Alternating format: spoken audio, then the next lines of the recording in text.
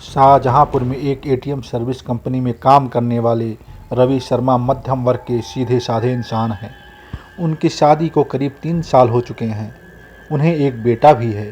वैसे तो रवि को ऊपर वाले में कम ही आस्था है, पर रास्ते में मंदिर या मस्जिद आ जाए तो सिर झुका लेते हैं। रवि की नौकरी का समय तो दिन में 8.5 घंटे होता है, पर एटीएम मशीन का फॉल्ट आने पर उन्हें रात के किसी भी वक्त सर्विस देने जाना पड़ता है। अपने इसी काम के चलते वह एक रात अपनी बाइक पर जा रहे थे। उन्हें शहर से थोड़ी दूर बसे एक रिहायशी इलाके के पास में एटीएम फॉल्ट ठीक करने जाना था। वैसे तो इस काम के लिए 2 एग्जीक्यूटिव जाते हैं, पर रवि का पार्टनर उस रात बीमार था, तो सर्विसिंग के लिए उन्हें अकेले ही जाना पड़ा। स्पॉट पर जाकर रवि ने अपनी बाइक स्टैंड पर लगाई। तभी उन्हें वहां एटीएम बूथ पर एक लड़की दिखी।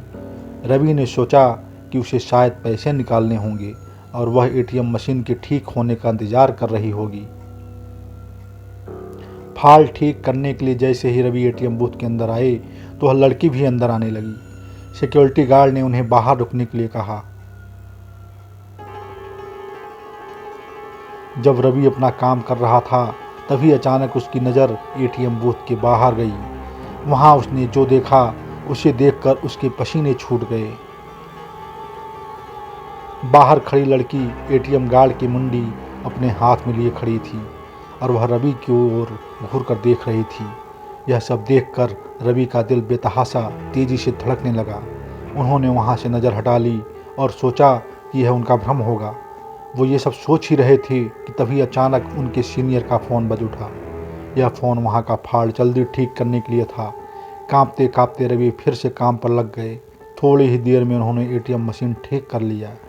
इस बार एटीएम बूथ से बाहर देखने पर सब नॉर्मल लग रहा था। वह लड़की भी वहाँ खड़ी थी और एटीएम बूथ का गार्ड भी उसके पास आराम से खड़ा था। रवि ने सोचा कि पहले जो भी देखा था वह सब उसका भ्रम होगा। वह काम निपटाकर सीधा अपनी बाइक की ओर दौड़ गया। जाने से पहले उसने एक बार फिर एटीएम बूथ पर नज़र डाली। तब एक बार फिर से उसका दिल दहल गया। एक बार फिर बाहर खड़ी लड़की एटीएम गार्ड की मुंडी अपने हाथ में लिए खड़ी थी। इस भयानक नज़ारे को देखकर रवि बुरी तरह डर गए और जल्दी से वहां से भाग निकले। शाहजहांपुर वापस लौटते वक्त भी उन्हें बार बार यह आभास हो रहा था कि उनकी बाइक के साथ कोई परछाई चल रही है। वे घबराए हुए बाइक चलाए जा रहे थे कि न जाने कैसे अचानक ही उनकी बाइक बंद हो गई और ठीक एक बरगद के पेड़ के पास जाकर रुकी। रवि को यकीन नहीं हो रहा था कि उनके साथ ये सब सचमुच हो रहा है। उन्होंने नज़र उठाई तो बरगद की शाखा से झूलती एक आकृति नजर आई।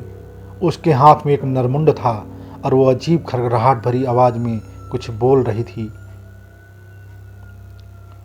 रवि जी यह सब देखकर वहीं जड़ हो गए। न उनकी चीख निकली, न उनके अंदर हिलने की ताकत बची। चुड़ैल पेड़ से उतरी।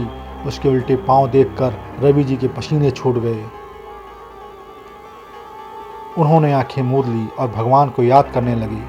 चुड़ैल उनके बगल में आकर बैठ गई और उनका सर सहलाने लगी। इसके बाद रवि जी को कुछ याद नहीं कि उनके साथ क्या हुआ। जब होश आया तो वे एक हॉस्पिटल में थे।